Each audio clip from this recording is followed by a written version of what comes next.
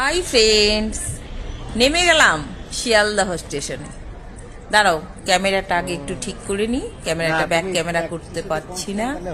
এরপর তোমাদের এই স্টেশনটা ঘুরে ঘুরে দেখাই, আর দেখানোর সঙ্গে সঙ্গে আমার অভিজ্ঞতার গল্প বলি।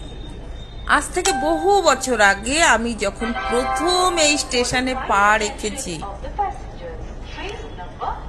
আমি দেখে অবাক।